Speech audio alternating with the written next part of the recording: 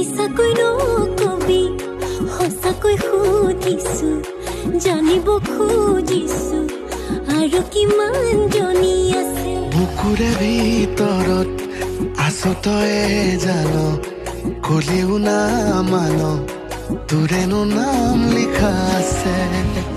নমস্কাৰ বন্ধু বান্ধৱীসকল, মোৰ নাম চন্দন। আজি আমি বনাম আৰম্ভণিত দেখা লিৰিক ষ্টেটাছ কেনেকৈ বনাব পাৰি। ষ্টেটাছটো বনোৱাৰ আগতে আপোনাক কেইটামান মেটেৰিয়েলৰ প্ৰয়োজন হ'ব। সেই মেটেৰিয়েল কেইটাৰ লিংক ডিছক্ৰিপশ্যনত পাই যাব।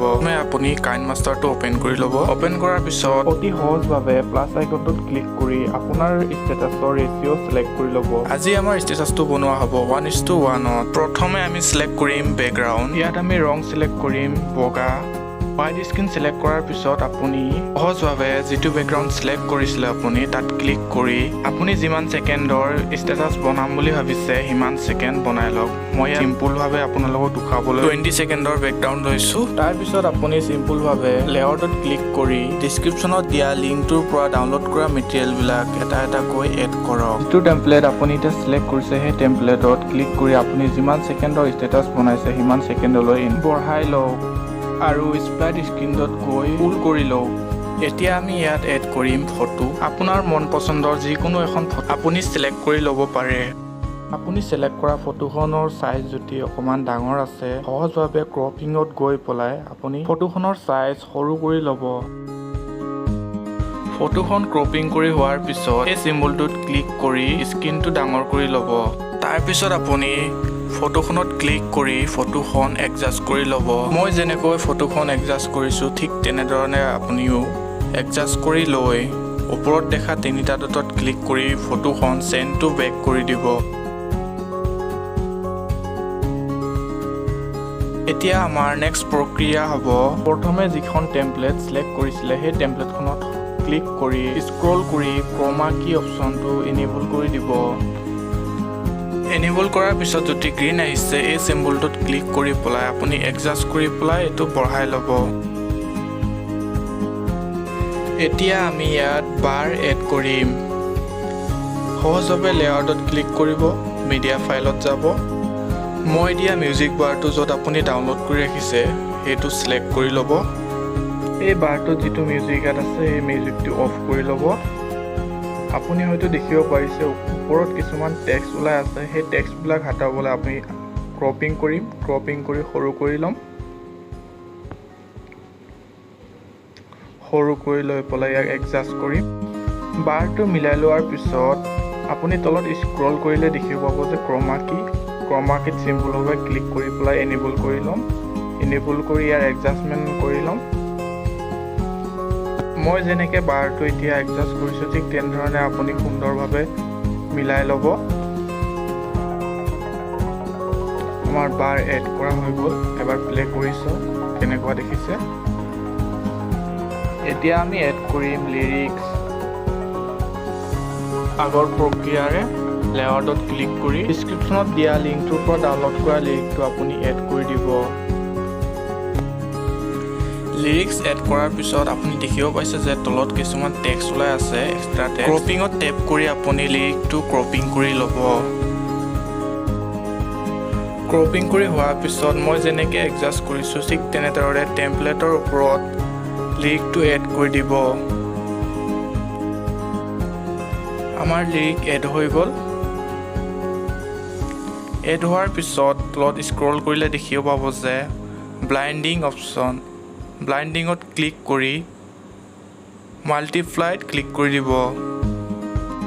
ডিছক্ৰিপশ্যনত দিয়া লিংকটোত PNG ফটো কেইখনমান আছে, সেই ফটো কেইখন চিলেক্ট কৰি ল'ব আৰু কেনেকৈ এড কৰিছোঁ সেইটো আপোনালোকে চাই লওক।